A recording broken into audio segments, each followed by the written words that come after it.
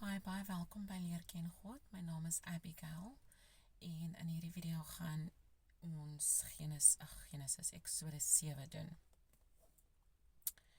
Kom ons maak gaan so toe, ons vra vir die Here om van sy woord oop te maak. God ons hemelse Vader, baie dankie vir nog 'n geleentheid om U beter te leer ken. Maak asseblief ons die woord oop sodat ons kan hoor wat ons moet hoor, sien wat ons moet sien en leer wat ons moet leer. Ons bid dit in Jesus Christus se naam. Amen. Okay. En die Here het aan Moses gesê: "Kyk, ek stel jou as 'n God vir Farao en jou broer Aaron sal jou profeet wees." So die God is met 'n klein letter geskryf. Vers 2. Jy moet spreek alles wat ek jou beveel en jou broer Aaron moet met Farao spreek, sodat hy die kinders van Israel uit sy land laat uittrek. En ek sal Farao se hart verhard en my tekens en wonders in Egipte land vermenigvuldig.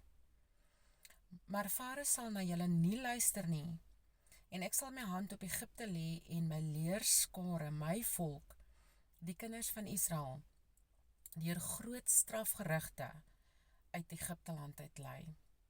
Dan sal die Egiptenaars weet dat ek die Here is, as ek my hand oor Egipte uitstrek en die kinders van Israel tussen hulle uitlei. Moses en Aaron het toe gedoen soos die Here hulle beveel het, so het hulle gedoen. En Moses was 80 jaar en Aaron 83 jaar oud, toe hulle met Farao gespreek het.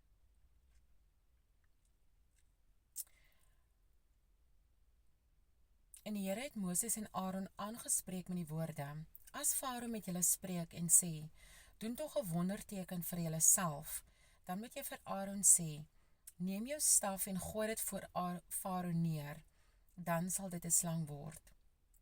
Toe het Moses en Aaron na Farao gegaan en gedoen net soos die Here hulle beveel het. Aaron het sy staf voor Farao en voor sy dienaars neergegooi en dit het 'n slang geword. Nou, kyk, is net 'n storie, dis 'n storie uit die Bybel uit, maar vir my is dit nie 'n storie nie. As ek nou 'n stok vat en ek gooi dit daar neer en die ding raak 'n slang, gaan ek uitfreek. Of as ek sien iemand vat 'n stok en hulle gooi dit daar, ek hou nie van slange nie, ek hou niks van slange nie. So as ek nou Farao was en hier sien ek nou hierdie stok word 'n slang, gaan ek definitief uitfreek. So, ek dink dit is baie interessant. So vers 10, toe het Moses en Aaron na Farao gegaan en gedoen net soos die Here hulle beveel het. Aaron het sy staf voor Farao en voor sy dienaars neergegooi en dit het 'n slang geword. Daarop laat Farao ook die wyse manne en die towenaars roep en hulle die Egiptiese towenaars het ook dieselfde gedoen met hulle towerkunste. Wat?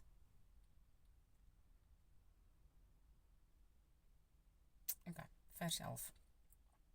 Daarop laat Farao ook die wyse manne en die towenaars roep en hulle, die Egiptiese towenaars, het ook dieselfde gedoen met hulle towerkunste. Elkeen gooi sy staf neer en hulle word slange. Maar Aaron se staf het hulle stawe verslind.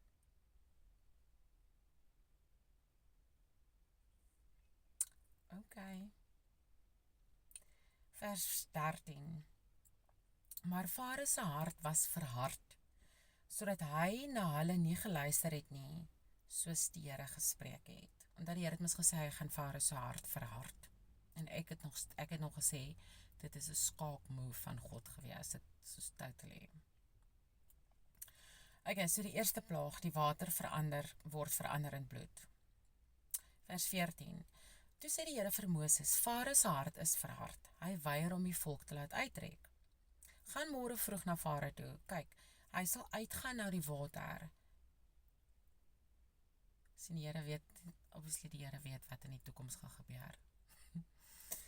Okay, so vers 15. Gaan môre vroeg na Farao toe. Kyk, hy sal uitgaan na die water.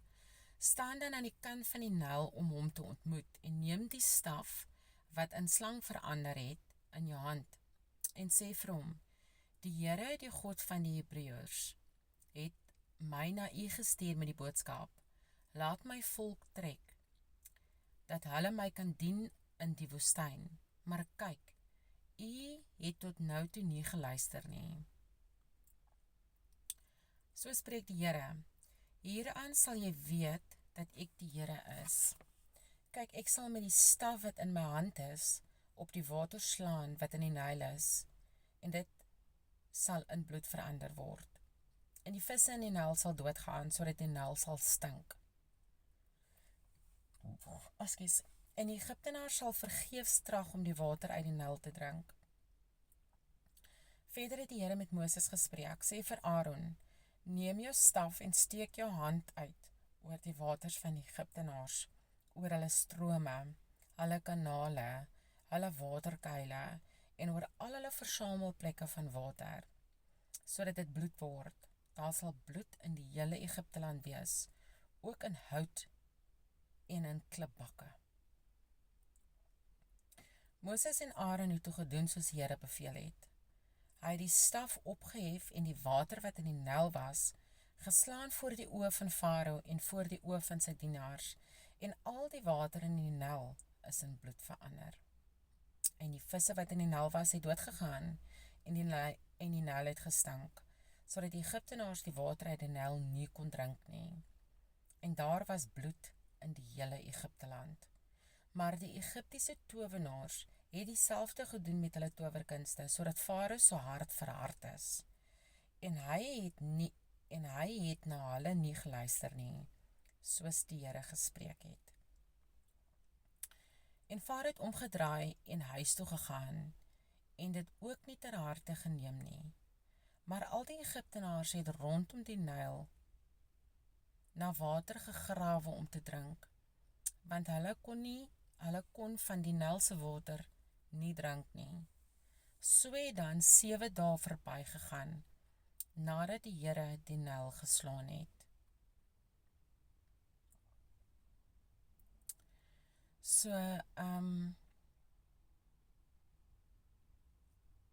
Onthou hulle die vorige paar hoofstukke het die Here vir Moses gesê, ek gaan Farao se hart verhard, dan gaan ek 'n paar plaae,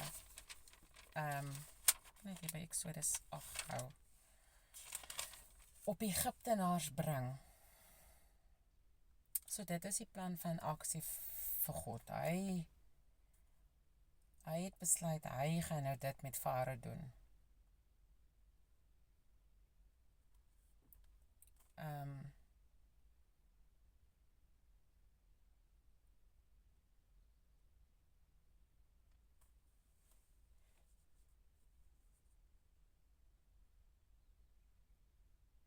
Hierso. In vers 3, Exodus 3 vers 20 het die Here gesê, en ek sal my hand uitstrek en Egipte met al die wonders tuister wat ek daarin sal doen, en daarna sal hy julle laat trek. So die Here het die Here het 'n plan gehad. Die Here het besluit, ek gaan hulle eers tuister voordat hulle vir julle uit Egipteland uit sal laat trek. So dis die einde van hoofstuk 7. Tot 'n volgende video.